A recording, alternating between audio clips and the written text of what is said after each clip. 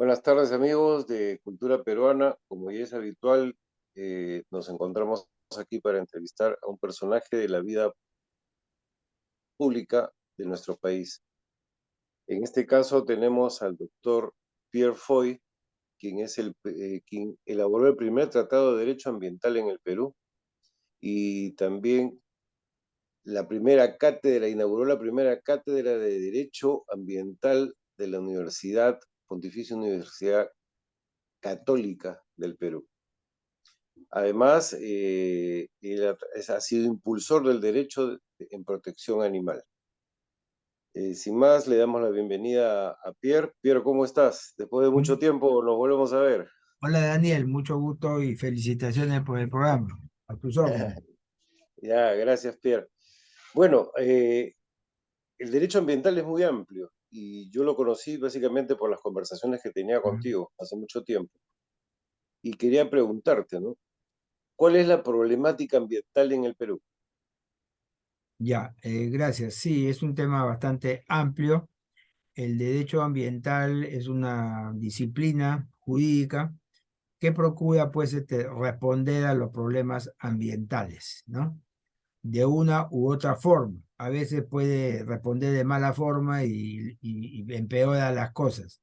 Entonces, para ver qué fórmulas jurídicas hay, debemos tener en cuenta qué problemas hay para ver qué respondemos, ¿no? Desde el derecho. Entonces, los problemas ambientales en el Perú son muy diversos. Tenemos la mala costumbre de solamente sesgarlo a determinados aspectos, por ejemplo, a los recursos naturales, ¿no?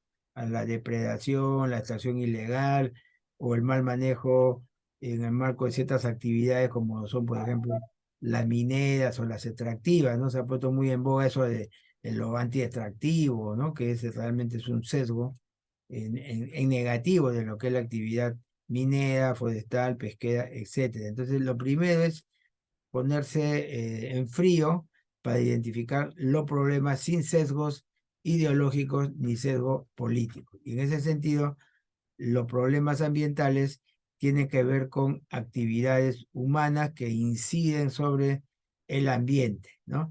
Y el ambiente hoy en día no es solamente un ambiente natural. En estos momentos tranquilamente puede pasar vendiendo oferta de plátanos a alguien, ¿no? Y se escucha pues no la bulla o pasa un camión haciendo bulla, entonces estamos en un ambiente, ¿no? Perturbado, un ambiente en la ciudad, pero que está contaminando con la bulla, ¿no es cierto? Entonces, no todo es ambiente natural. Una ciudad esencialmente no es un ambiente natural, es un ambiente artificial. La mayor cantidad de gente que vive en el Perú lo hace en centros poblados, ciudades, etcétera, no en el campo, no en el ambiente natural, ¿no es cierto? Entonces, los problemas ambientales son tanto en espacios naturales como en espacios construidos. Y en realidad, la gran cantidad de problemas ambientales tiene que ver con los espacios construidos, porque afecta a la gente. La actividad minera puede tener impactos ambientales negativos cuando no se hacen bien las cosas, pero en el entorno inmediato no hay mucha la población involucrada, ¿no? Donde está la gente más involucrada es en las ciudades. Y en las ciudades grandes problemas ambientales, el smog, ¿no? El aire contaminado, el tema de la salud ambiental, los residuos, la contaminación, inclusive ahora ha salido un nuevo tema, ¿no? La contaminación lumínica, que no estaba regulada en nuestro sistema, que tiene sus dimensiones importantes. La contaminación odorífica, la contaminación sonora, etcétera. Entonces, en las ciudades hay problemas ambientales muy importantes en las distintas ciudades del Perú, ¿no? Y por supuesto, en los escenarios naturales que cada vez son menos naturales. ¿Por qué? Porque si atendemos a la premisa del cambio climático, ya todo está incidido por el cambio climático en lo que respecta a que hay un grado de incidencia de la actuación humana, ¿no? Se dice que el cambio climático es algo natural, pero que hay un elemento humano que está incidiendo, ¿no? Y entonces esto se hace extensivo hasta el lugar más lejano, más recóndito, ¿no? Así sea una isla lejana, ya se está viendo. Justo acabo de tener una clase con unos alumnos y ahí estaba identificando cómo el cambio climático está incidiendo genéticamente en una serie de especies, ¿no? Una de las cuales se llama ser humano, ya, incidencia genética, de repente para bien en última hora, ¿no? Bueno, entonces los problemas ambientales tienen estos despliegues pues muy variados, ¿no? Pero normalmente uno pregunta a tal persona, ¿no? Que la minería, ¿no? La minería de frente de España como un estribillo, ¿no? El anti-extractivismo, como acaba de decir este informe infeliz de la gente gourmet de la Corte Interamericana de Derechos Humanos, ¿no? Entonces, no, así no se pueden hacer las cosas, pues tiene que ser con más seriedad, ¿no? Con menos, eh, con, digamos, cosa sesgada. Ese es el gran problema, ¿no? Yo te resumiría, pues, que los problemas ambientales también descansan en un principio que se utiliza mucho en el derecho, tanto internacional como nacional, de lo que se llaman las responsabilidades comunes, pero diferenciadas. Todos contribuimos de una u otra manera, ¿no? No es que unos sí y otros no, que estos son los buenos, otros son los malos, no. De una u otra forma tenemos grados de responsabilidad, ¿no? Pero diferenciados. Yo te diría eso como primera fórmula, y a partir de ahí ya viene como el derecho, el sistema legal, cómo trata de actuar en estos temas, ¿no? Y bueno, podemos ahí desarrollar más según tus inquietudes. Ok, Pierre. Entonces, la segunda pregunta iría básicamente al el sistema que tenemos en el Perú. Ujú. La problemática ambiental y la política, por ejemplo, eso es inseparable. ¿Qué opinas tú al Ya, respecto? ya, mira, hay un modelo muy antiguo de un profesor alemán que lo utiliza para los temas penales, pero yo lo aplico también para otros temas, ¿no? ¿Y en qué consiste este esquema o modelo, ¿no? Que primero es los problemas, ¿no? Los problemas que existen en la realidad, que supone una mirada múltiple, ¿no? Interdisciplinaria, ¿no? El tema ambiental, ya, como tal, debe ser enfocado por distintos especialistas, ¿no? Por los, bueno, ecologistas, ingenieros, economistas, educadores, todo el mundo debe tratar de ver los problemas ambientales. Pero esos problemas, una vez identificados, y que no es pacífico, porque tú identificas los problemas según ciertas pautas ideológicas. Tú le preguntas a un grupo de gente que trabaja en ONGs antiestatistas y te dan todo su enfoque de la realidad a su manera, ¿no? ¿No?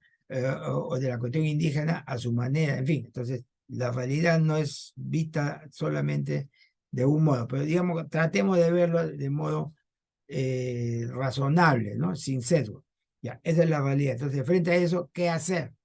Famosa palabrita, ¿no? Leninita, ¿qué hacer, no? Pero digamos ya, tiene que ver con el qué hacer con la política. ¿Qué hacemos frente a ese problema, no? Entonces, o a esos problemas, ¿qué cosas se hace? Ahí hay varios caminos, ¿no? De lo que es las decisiones. Entonces, hay decisiones que tienen que ver con el Estado, ¿no es cierto? Y toda su estructura, y cómo el Estado también se encuentra intervenido, infiltrado por un montón ¿no? de influjos de todo tipo, ¿no? No es un Estado, pues, que opera tecnocráticamente, meritocráticamente, sino opera a la peruana, ¿no? O a la latinoamericana. Anda tú a ver cómo funcionan estados como Nueva Zelanda, Australia, que están en el sur, así que tampoco me venga con ese estribillo que los del norte y los del sur, ¿ya? Porque en el sur también hay buenas cosas y no que algunos dicen la epistemología desde el sur, como que hay una mirada ideológica desde el sur, no, pues sí, como lo ven de manera distinta en Australia, pues no confundamos. Bueno, entonces la política tiene que ver ya con cómo se toman las decisiones, ¿no? Y ahí siempre se suele considerar, al menos en términos a veces normativos, en fin, o de políticas ambientales, como tres grandes ejes, ¿ya? Por ejemplo, en una ley que tenemos, la Ley General del Ambiente, se habla de los sujetos de la gestión ambiental, para ver cómo se toman decisiones ambientales. Y ahí se hablan de tres grandes sujetos, ¿no? Bueno, el término sujeto ya parece de atestado policial, pues, ¿no? Y de los tres sujetos, ya bueno, uno es el Estado, ¿ya? El Estado con toda su parafernalia a nivel nacional, regional, local, ya, ¿no? Y le llaman el sistema, ¿no? De gestión ambiental, en fin. El otro es la población, ¿ya? Que son otros sujetos. Y en la población hay la onda sesgada de hablar, ¿no? De la sociedad civil, ¿no? Y en la sociedad civil te meten ¿no? Un rollito de que solamente unos patitas son los de la sociedad civil, ¿no? Que nadie los ha nombrado, dicho sea de paso, pero se autorrepresenta, ¿no? Pero la sociedad civil, pues, es un concepto mucho más amplio y mucho más antiguo, pero se utiliza o se mal utiliza. En todo caso, hablemos de la población, ¿no? Y la ciudadanía de repente, aunque también el tema de ciudadanía ha sido pues capturado por ciertos grupos y ya ellos son los que saben qué cosa es el ser ciudadano, ¿no? Y el correcto ciudadano, el que se comporta en tal o cual sentido, ¿no? Si no, ya es mal visto. Bueno, pero en la población hay pues muchos grupos, ¿no? Y por lo general, cuando hablan de población, tema ambiente, se van a la cuestión indígena. ¿Ya? No pues, no pues. Hay que irse a todos los sitios que haya que tomar en cuenta. La población indígena es importante, pero no puedes indigenizar todo para cualquier cosa indígena, ¿no? O cualquier cosa género, tampoco. Así no es la figura.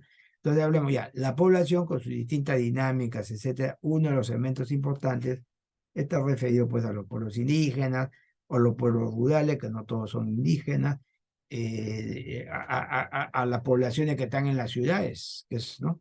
La gran cantidad de gente, ¿no? Lima es la provincia más grande del Perú, para esos tontitos que paran haciendo oposición, Lima provincia, ¿no? Lima es la provincia más grande del Perú, así de simple. Bueno, entonces la población es parte de los sujetos que tienen que ver con la gestión ambiental y ahí pues hay que tener en cuenta una idea importante, en el marco también de lo que es la informalidad. De acuerdo a la Constitución, bueno, todos son ciudadanos, ¿no? Lo que es mayor de 18 años, en fin, ¿no? Y formalmente es así, ¿no? Pero yo prefiero referirme cuando se habla de los ciudadanos, yo prefiero decir gente que tiene DNI, ¿ya? En el fondo formalmente son ciudadanos, pero en la realidad no. Yo voy a la esquina, aquí no, pero otra esquina más lejana, encuentro 20, ¿no? 20 malhechores fumando, ¿ya? Y tienen su DNI, ¿ya? Me cuesta reconocer que son ciudadanos. No, pero ¿cómo se dice eso? Si tú eres un profesor, tú tienes que, ¿no? Tú tienes que decir las cosas como son. Sí, pues las estoy diciendo como son. Son formalmente ciudadanos, pero en la realidad, en la materialidad de la cosa, son cualquier cosa. Son anticiudadanos en la práctica, ¿te das cuenta? ¿Ya? Y el tercer sujeto vinculado a la gestión ambiental y también de alguna manera a la política ambiental, en la Ley General del Ambiente, por ejemplo, se dice la empresa, ¿ya? La empresa. Que en realidad también es un poquito medio forzado porque la gran cantidad de empresas son las micro y las pequeñas empresas, del 90 y tanto%, y eso está pues indisolublemente, ¿no? Envuelto con lo que es la población, o sea, distinguir población y empresa, cuando estamos hablando a esas escalas, no hay frontera, ¿no? Bueno, y dentro de eso, bueno, las grandes empresas, las medianas, en fin, ¿no? Pero digamos como para caracterizar ahí esta secuencia. El Estado con todas sus estructuras, ¿no? De decisiones y de malas decisiones sobre todo. Las poblaciones con sus distintas, ¿no? Ejercicios, ya, grupos, partidos políticos, si se le puede llamar eso, como el sociólogo Bauman, un marxista, pero bueno, a veces dicen cosas interesantes, ¿no? Que hablaba de la sociedad líquida, la modernidad líquida, y que todo es líquido, todo se disuelve, nada tiene consistencia en estos tiempos. Bueno, los partidos políticos también entran en ese enfoque de que son algo líquido, o sea, no tienen consistencia, duración, se viene, va, fluye como el agua, pues no se pueden, ¿no? Establecer. Bueno, eso en la población, ¿no? Y el caso de las empresas, ¿no? Más clásicas, digamos, las que generan de mayor escala, en fin, sobre las cuales evidentemente hay que pensar en términos de la formalidad, cómo se aplica plenamente, ¿no? Porque hay sistema de formalidad, impuestos, un montón de cargas, y muchas de ellas tienen conexión con experiencias y con patrones de empresas corporativas internacionales que te exigen calidad, ¿no? Te exigen calidad. Entonces, esas empresas ahí vienen con patrones más exigentes que la que tenemos nosotros. Así que a veces no hay mucho que estarle, ¿no? Exigiendo, más bien es desde lo nacional que se transgreden muchas cosas. Me pongo de reserva a las empresas chinas porque, bueno, ya están en otra, en otra tendencia, ¿no? De entrar como sea. Ojalá que tengan buen comportamiento en el futuro, pero se están viendo cosas que no están muy claras, ¿no? Pero hay empresas que ya vienen con parámetros de autoexigencia mayores que la que tenemos en nuestra legislación. Entonces, más que el control que el Estado le puede hacer, es el control que sus propias empresas, su propia matriz le hace, si no lo votan al responsable, ¿no? Bueno, yo diría como una primera aproximación a vincular el tema de la política, ¿no? Ya podemos ver en términos ya del ejecutivo cómo puede estar operando, si queremos identificar que el Ministerio del Ambiente o queremos identificar organismos, ya sería un nivel ya más de precisión y de detalle, pero ese es el gran panorama, ¿no? Entonces, ver desde el punto de vista político, lo ambiental, no es solamente pues el Ministerio del Ambiente, ¿no?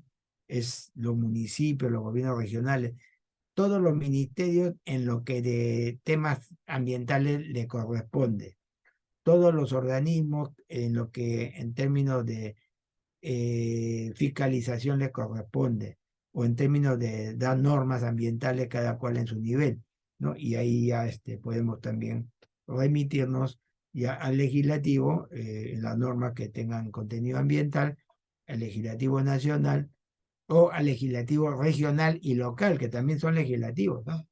Las asambleas regionales, los regiones, son legislativos en ese nivel y en ese nivel regulan temas vía ordenanza con contenidos ambientales, por ejemplo, ¿no?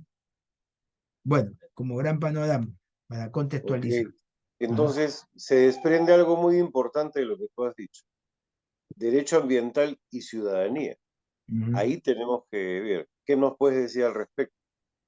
Ya, bueno, ahí lo importante pues es que se tenga conocimiento básico acerca de los problemas ambientales, la responsabilidad que le corresponde a cada quien, ¿no? En un país de informalidad del 60%, de repente demasiado, ¿no? Pretender que haya una ciudadanía eh, que cumpla, ¿no? Con sus exigencias, con sus deberes, digamos, ¿no? Ese es un asunto importante. Pero alguien dirá, bueno, hasta que la gente internalice van a pasar décadas y entonces, ¿qué cosa es lo más inmediato? ¿No? Lo más inmediato. Hay cosas que son procesos y que no van a cambiar de un día para otro por más que tú hagas, ¿no? Leyes severas, ¿no? Sin embargo, yo creo que son dos cosas paralelas. Se pueden hacer, se pueden exigir ciertas cosas, pero algo que me parece bastante funcional y hemos estado viendo, así que si las cosas se impulsan y se promueven bien, el hecho de que, por ejemplo, los vecinos, ¿no? Los vecinos en los diversos escenarios tengan un poquito más de espíritu de grupo sin perder sus individualidades, etcétera, ¿no? Y eso puede ayudar por ejemplo, anticipar cosas, a prevenir, a llamar la atención en de mejor forma a los vecinos. Entonces yo creo que ese es un nivel de participación que es bastante funcional, tanto en el campo como en la ciudad. El problema es cuando ya por ahí se infiltra la cosa política o partidaria, pero tranquilamente se pueden poner de acuerdo en determinadas cuestiones, ¿no? Vinculadas a la seguridad, a la prevención, al orientar en tal o cual sentido. Inclusive en pequeñas redes tú puedes enviar a la gente, mía, acá hay un video, ¿no? Sobre cómo mejorar las condiciones, los residuos, cómo tener pequeñas áreas verdes en tu casa o afuera, en fin, hacer sistemas participativos comunicativo que eso se va internalizando poco a poco, ¿no? Desde pequeño también los grandes, los viejos, todos siempre tienen posibilidad de reciclar sus pensamientos. Hay gente que dice, no, ya yo estoy viejo, ya no se puede hacer nada. Sí se puede hacer bastantes cosas, ¿no? Entonces no hay que perder la perspectiva, ¿ya? Y los jóvenes tampoco hay que perderlos y que verlos como que ya son causa perdida, que son, no, al contrario, es un buen manantial, ¿no? Si se sabe orientar correctamente. Y si no se orienta correctamente, bueno, ya tenemos ahí los resultados, ¿no? De cómo hay gente que no se interesa por lo más mínimo, ¿no? Cosas muy egoístas, muy pensando en lo inmediato. Todo es líquido, como te decía, no se piensa en cosas sólidas, ¿no? En, en, en, en formar grupos sólidos, amistades sólidas, compromisos sólidos. Todo es evanescente, todo se diluye, ¿no? Entonces, ahí tenemos responsabilidad los ciudadanos para contribuir a estos propósitos de consolidar compromisos, tareas, ¿no? Y bueno, viviendo pues su vida cada quien como quiere, respetando pues los derechos de los otros, respetando las condiciones ambientales, porque hay gente, no, esta es mi casa, yo hago bulla como quiero, ¿no? En la noche, yo que vivo acá en el Malecón, tú también estás cerca, las motos en la noche, ¿no? Como bacanes, eso se debería controlar fácilmente. Y en toda la ciudad, los mototaxistas, ¿no? Parecen discotecas ambulantes, ya, con tremendo sonido. Todo eso se puede poner mano dura también, ¿no? Entonces, hay cosas pequeñas que sumando, ¿no? Y no hay que esperar el gran momento, ¿no? El grandioso momento del gran cambio, no, los cambios se van haciendo de a poquito, poco a poco, chiquito, y después se va viendo, ¿no? Así son los ejemplos que estamos identificando, pues, en otros países, ¿no? Donde ya la cosa está bien consolidada, como el tema de los residuos, los ruidos, eh, los espacios verdes, eh, en fin, ese tipo de cosas, ¿no? Bueno, Pierre, entonces ya estamos llegando a describir más o menos cuál es el ambiente que nos rodea, tanto por parte del Estado, tanto por Mm. parte de, Población. Mm. de la sociedad, ¿no? De la Claro. población. Ya, Entonces, hay un punto central aquí para cerrar este tema, ¿no? Que hemos hecho un análisis interesante de la sociedad y del gobierno. Ahora viene el asunto, abogados y el derecho ambiental. ¿Qué ya, opinas al respecto? ajá. Bueno, no hay una formación especial en el país en pregrado para abogados, sino que el tema ambiental se introduce como cursos electivos o en otros casos obligatorios y a partir de ahí ya cada uno ve cómo se va afinando de repente con algunos diplomados, maestrías. No hay propiamente maestrías en el país en temas de derecho ambiental, ¿no? Propiamente. Y bueno, pues se siguen estudios afuera, se va uno especializando en la práctica en base a una serie de experiencias diversas, ¿no? Con organismos nacionales, internacionales, con experiencias privadas también, que es muy importante, ¿no? Porque como el sistema jurídico establece un conjunto de exigencias para los que operan, ¿no? En diversas actividades, esas exigencias de carácter ambiental tienen que ser, pues, orientadas por especialistas. Y la tendencia, por ejemplo, en los grandes estudios es que haya abogados especializados en estos temas en función a los clientes que tienen, en temas mineros, productivos, ¿no? En fin. Y después también hay los abogados que trabajan para el sector público en los distintos escenarios, ¿no? Que pueden ser los ministerios, organismos de fiscalización, control, gobiernos regionales, locales.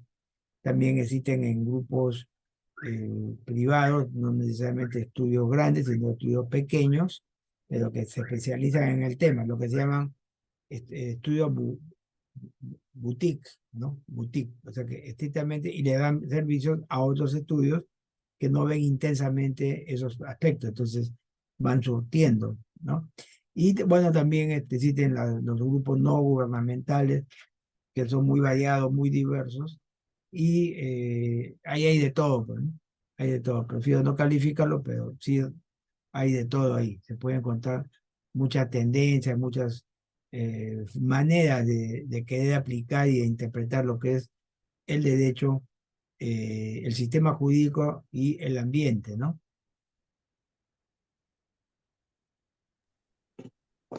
Ahí hay algo muy importante, como dices tú, ¿no? Y también yo lo he visto. Sin embargo, hay escuelas, Mm, academias, institutos que dan diplomados cortos ¿no? de derecho ambiental, ¿no? Evidentemente eso está colaborando, pero como bien dices tú, no hay el respaldo académico de profesionales que específicamente tengan la especialidad de derecho ambiental. Claro, Y eso habría que verlo en mm, las universidades, ¿no? Para ver cuál es el compromiso con la sociedad y el medio ambiente. claro. Ahora, Pierre, yo recuerdo que tú eras un impulsor de la política frente a los animales, ¿no? Mm. Y de tener un sistema jurídico al respecto. Es más, en algún momento sacaste un álbum, me acuerdo, Ah, que ya. era Animal, Animal, sí, animal, una sí. buena iniciativa. Mucha Mm, gente se afilió al Animal. Pero la pregunta sencilla es, el sistema jurídico de animales, ujú. ¿tenemos algo concreto en eso? Bueno, mira, tengo la oportunidad, después de haber estado bregando casi, entre bregando y fregando, ¿no? 12 años para que se cree un curso, el primero, en una facultad de Derecho, ¿no? Un curso regular, aunque electivo, que se llama Sistema Jurídico y Animales, ¿no? Que recién se ha dictado eh, este semestre, ¿no? Más tardecito, con el Colegio de Abogados, tengo una presentación inaugural de un curso sobre justamente derecho y animales, ¿no? Yo no hablo de derechos de los animales, yo hablo de sistema jurídico y animales, o sea, cómo el sistema jurídico aborda este tema de los animales. Uno de los subtemas del sistema jurídico y los animales puede ser la discusión si se lo reconoce de derechos o no se lo reconoce o bajo qué condiciones, etcétera. Ese es un temita, ¿no? Pero de ahí no podemos decir que de derechos de los animales, ¿ya? Sino que ese es un tema de discusión. Pero hay muchísimas cosas que no pasan necesariamente por resolver el problema de si tienen derechos o no. Más importante es si las personas tienen deberes y cómo cumplen con esos deberes en relación con los animales y por la importancia que tienen en diversos aspectos, ¿no? Entonces, los animales han convivido con nosotros de todo ¿no? De toda la vida, ¿no? Hasta lo más chiquito que tenemos en el cuerpo, que algunos te están defendiendo y otros te están atacando, ¿no? A ver quién gana en la lucha por la vida y por la muerte. O sea, somos seres animales también, compuestos de otros animalitos. Así que eso de hacerse, no, que yo soy distinto, sí y no. La distancia cromosómica ya con varios animales no son tan distantes como se dice. Hay una declaración de algunos científicos que se llama la Declaración de Cambridge, ¿no? Sobre la conciencia, y ahí se reconoce los niveles de cognición, etcétera, de muchos animales, incluyendo los pulpos. Ahí firmó Stephen Hawking, este científico, ¿no? Que falleció, este que tenía unas deformidades, no sé si te acuerdas. Él, bueno, él suscribió, ¿no? Los enemigos de esta declaración dicen que, bueno, lo han utilizado, que él pasaba por ahí con su silla de ruedas y lo trajeron para que firme esa declaración de Cambridge, ¿no? Pero bueno, ya, esos son dimes y diretes. Lo que voy es que cada vez más hay elementos suficientes para identificar nuevas facetas de los animales y su relación con las personas y también en qué medida deberíamos pues ver maneras de protegerlo, ¿no? Al respecto hay ciertos pastillitas que desde el ámbito de los animalistas se sueltan, pero que no tienen mucha consistencia. Por ejemplo, ¿ya? en los códigos civiles, en otros países, se está descosificando al animal, ¿ya? Para que no sea visto como una cosa, lo cual en principio tiene validez, sino como seres sintientes, que sienten, ¿ya? Pero eso tampoco conlleva a que se les reconozca como de igual a igual, ¿no? Somos de igual a igual, no, somos de igual a igual en términos de seres animales, pero después desde el punto de vista ya diferenciado tenemos, ¿no? Nuestras cosas distintas. Entonces, ya tú descosificas al animal y quieres tratarlo de igual a igual que al chiquitito, al gusanito, ¿no? Al bicho, no solamente a los que sienten. Ah, ya, entonces, como los que no sienten, te agarro un 100 pies y le empiezo a quitar ¿no? los pies. Me quiere, ¿no? Así, todo romántico. Me quiere, no me quiere, me quiere y lo voy a maltratar.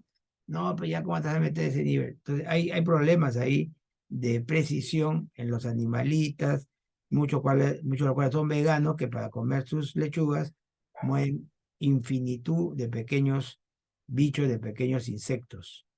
El día de ayer, en un examen que he preparado para los alumnos en la Universidad Católica, entre varios temas le di uno que parece un poquito gracioso, pero tiene su profundidad. Hagan un pequeño ensayo de la siguiente premisa, ¿no? Sostenibilidad, bienestar animal y ceviche. ¿Ya? Y ceviche. Si quieren le ponen arroz con pato, ya. Pero mejor ceviche que es más emblemático. De ahí salen muchas cosas. La sostenibilidad tiene que ver con esto de cómo se garantiza que un recurso se mantenga, ¿no? En el tiempo y con sus condiciones naturales. El bienestar está relacionado a qué trato le damos a los animales, ¿no? Y hasta dónde y a cuáles, en fin, ahí hay discusión. Y el ceviche tiene que ver con tradición, con economía, con negocio, que tampoco el negocio hay que verlo como algo negativo. En fin, entonces, ¿cómo combinamos estas tres valoraciones, ¿no? Y la podemos trasladar con otra variable, pero también la podemos trasladar al caso de la tauromaquia, por ejemplo, sobre el cual hay también muchas cosas que decir, ¿ya? Entonces, en resumen, cuando hablamos de los animales, hay que saber que estamos frente a determinados seres que tienen un conjunto de condiciones diferenciadas según la escala, las actividades, y todavía yo pienso que no se puede solemnizar tanto. Descosifiquemos los animales, no los hagamos sufrir, pero hay situaciones inevitables, ¿no? Hay situaciones inevitables, por ejemplo, una plaga. ¿Cómo haces tú para acabar con una plaga sin que sufra? ¿No? No hay manera. Entonces, ahí viene qué cosas se debe entender por sufrimiento necesario, hasta dónde el sufrimiento necesario, ¿no? Necesitamos aprovecharlo para la alimentación, pero la optimización económica hace que digamos, conduce a que se les intensifique la producción en desmedro de sus condiciones. Están, ¿no? Prácticamente, digamos, como encapsulados para producir, ¿no? Que engorden y hay toda una denaturalización. Entonces, esos temas se están regulando, no se cumplen, pero hay que tomar en cuenta pues que no se le puede ver como simples objetos, ¿no? de aprovechamiento indiferenciados, ¿no? Como en Navidad a los pavos pues lo meten en una bolsa y la cabeza está por aquí, por allá vivo, ¿no? O sea, no hay ese criterio de piedad o de misericordia, que es algo humano, que no se toma en cuenta en la actuación, más que solo pensando en los animales, sino pensando en los seres humanos. ¿Qué ejemplo estamos dando cuando mostramos estos espectáculos, ¿no? Estas actitudes? Sería una primera aproximación. Pero ahora tenemos en Europa, inclusive está penado matar a una rata. Entonces, Ya. ¿qué opinas al respecto? Ya bueno, yo creo que hay situaciones que son extremas, ¿no? En Europa vas a encontrar que se casan con un puente, que se casan con un poste, ¿no? O con un árbol, ¿no? Sí, Bueno, le sacan la vuelta de repente con otro árbol, no sé cómo se da. No sé cómo, no sé cómo son las infidelidades. Hay pues situaciones extremas, lo cual no significa que efectivamente hay que ver hasta dónde es válido tratar de tener en consideración, como repito, ¿no? Hay situaciones límite. Yo recuerdo por ahí que no llegó a suceder, pero recuerdo que habían unos animalistas cuando iba a venir la fiebre aviar, ¿no? Ya, No la fiebre caviar, porque esa sí ya entró hace rato, ¿no? La fiebre aviar. Entonces se estaba planteando que haya una forma de contención para que no ingresen, ¿no?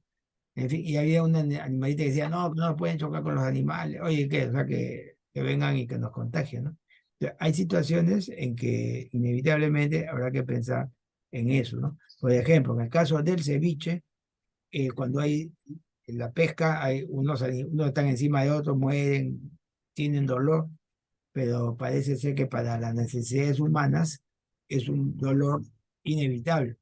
No le puede poner un sedante como se plantea en la Unión Europea para, por ejemplo, para el ganado, ¿no? Que hay que ponerle sedante para que no sufra el animal antes que lo maten, ¿no? Todo el llamado sacrificio, algunos imbéciles le llaman beneficio, ¿no? Este, para que no sufran. Pero los animales son muy sensibles y se dan cuenta cuando lo van a ir a matar, ¿no? Hasta los hombres se dan cuenta cuando lo van a matar. Así que a veces no funciona eso. Y además, en Europa eh, se obliga a que hay que sedar a los animales antes del sacrificio, ¿no? Para la producción. Pero como hay minorías culturales, como son los árabes, los musulmanes, ellos tienen sus propias creencias y necesitan hacer sacrificio del animal en vivo, o sea, en vivo, sin sedante, de acuerdo a sus ritos. Y por ser minorías, entonces se les ha reconocido ese derecho a hacer esas prácticas. Minorías por ahora, porque tienen estrategia reproductiva de 10 a 1. Por cada musulmán, 10 se reproducen. En Europa, por cada europeo, uno se casa con un árbol, otro se casa con un, ¿no? Etcétera. ¿Ya? Y no tiene mucho interés en reproducirse, ¿no? Motivos sabemos por aquí, ¿no? Sabemos por allá. Entonces están reduciendo su tasa, ¿no? Y los otros están creciendo. Y por lo tanto también se está expandiendo eso que es minoría a la mayoría. Y eso que es excepción en el sacrificio de animales, en la práctica convierte en algo bastante, ¿no? Ampliado, ¿no? Bastante extenso. Entonces, ese tipo de contrariedades se van advirtiendo. Lo que me parece pues que hay que tener todavía un criterio menos fundamentalista desde el lado de la protección de los animales para ser realistas, ¿no? En qué condiciones, en qué circunstancias digamos, llevar a cabo, pues, sufrimiento, ¿no? Cuando no hay otra cosa. Hay un libro muy interesante por ahí, dice, los cuidamos, los amamos y nos los comemos, ¿no? Los animales. Entonces, esto es una secuencia que significa que el hombre tiene ciertos roles, pues, en un momento y después de otro momento cambia y se los devora, ¿no? O por ejemplo, qué bonito tu perrito, ¿no? Y le está dando, y no hay otra forma, le está dando, pues, carne, ¿no? O huesitos de otro animal, porque así es su naturaleza. Hay vegetarianos que a sus animales no le están dando comida más que vegetariana, lo están degenerando, ¿no? Lo están degenerando, pero creen que es muy gracioso, ¿no? Muy cool, muy coherente, ¿no? Si fuesen coherentes no comerían lechuga, porque para comer lechuga o cualquier cultivo mueren miles, ¿no? Millones de insectos. ¿Por qué no sabían de esos insectos? Entonces, lo único que le quedaría sería pues alimentarse de la luz del sol, ¿no? Tú buscas ahí en la web, hay un fulano medio exótico que se alimenta de la luz, algo así como fotófago, fotosíntesis. no, fotófago, bueno, Ah, digamos, ya. ya. Es un fulano que dice, bueno, si quieren, para que yo les explique mis experiencias, me invitan a cualquier lugar del mundo, lo que me tienen que garantizar es que haya una ventana para comer, ¿no? La luz, ¿no? Y no gastan en comida conmigo, pero bueno, pues un lugar donde dormir. Bueno, pero es un caso ya exótico, ¿no? Entonces los veganos y vegetarianos están ahí en una encrucijada y cuando tú lees estas cosas te maltratan, te dicen, ¿no?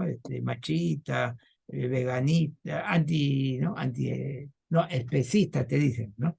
Sí, Especista, machista, un poco más y me dicen terraplanista también.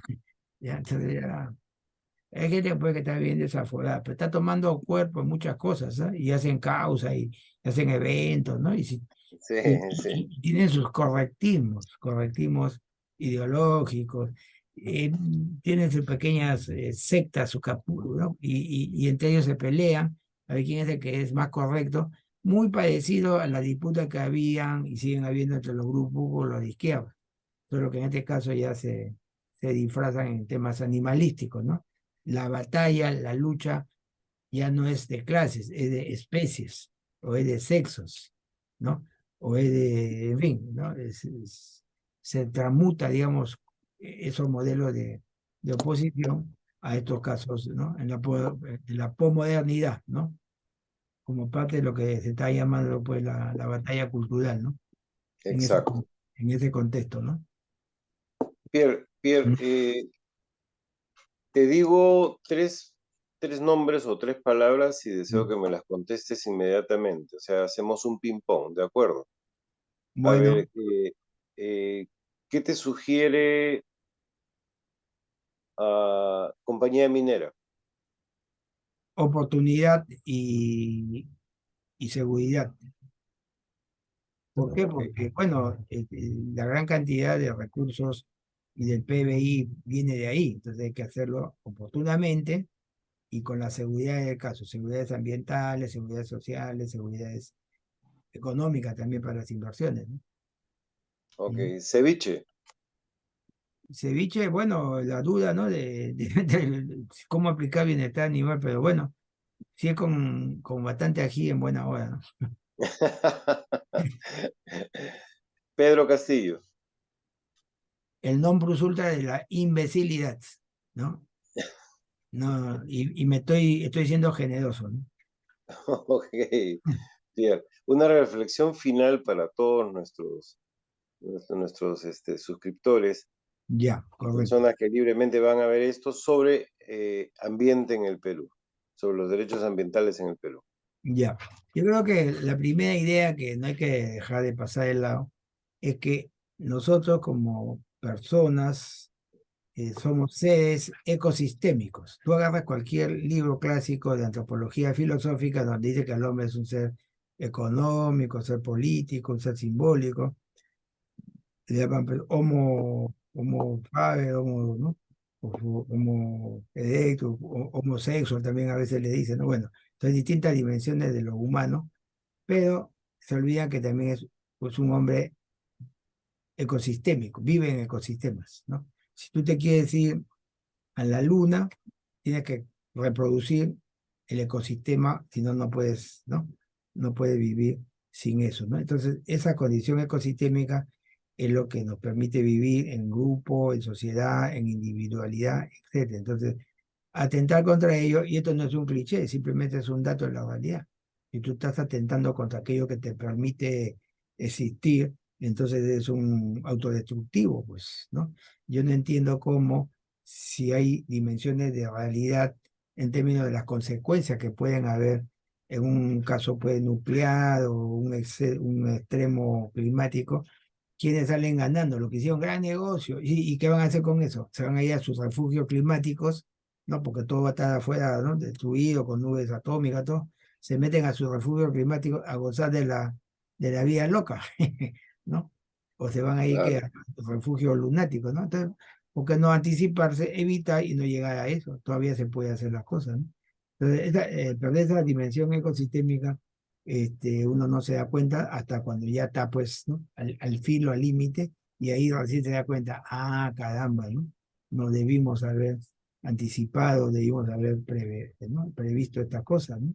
Y el tema de los animales también ya no es solamente un asunto de diversidad biológica, que son parte de, sino que es un asunto también de parte de la cultura humana, ¿no? Con los animales tenemos un largo vínculo desde las relaciones totémicas, ¿no? De adoración a los animales, compañerismo. Bueno, hay los extremos también medio patológicos, pero es algo que inescindible, ¿no? Y el Papa Cepalino, ya se ha metido con esto de que los perrijos, que no hay que tener perrijos, no se ha hecho una cosa, una intervención media que se hace el aquí, ¿ya? Hablando de que no hay que confundir. Mira, la gente tiene, no es que tenga en contra a los hijos, hay familias que tienen hijos y tienen perrijos, y todos van juntos. No es que una cosa excluye a la Exacto, otra, ¿no? exacto. Entonces este papa cepalino, filo castrochavista, tiene sus tonteras, pues que o no las sabe expresar, no sé, depende de qué juntas tendrá, pues, ideológico, pero no me gustaron esas expresiones y a mucha gente inclusive católica, no les ha gustado esa tontería que ha dicho el señor Papa. ¿Te das cuenta? De repente lo O- interpreté mal, pero son muchos que lo han interpretado así. No soy el único. Ok, ¿No? Pierre, solo me resta darte las gracias por habernos dado una hora o un poco más de tiempo. Sé que eres una persona muy ocupada y esperamos tenerte en otra oportunidad para debatir algún tema interesante. Temas ¿Ok? más específicos, no hay ningún problema. ¿Ya? Ok. Muchas gracias por Muchas todo. gracias, Pierre. Que Un te vaya abrazo bien. y con ustedes, amigos, hasta la próxima entrevista. Gracias.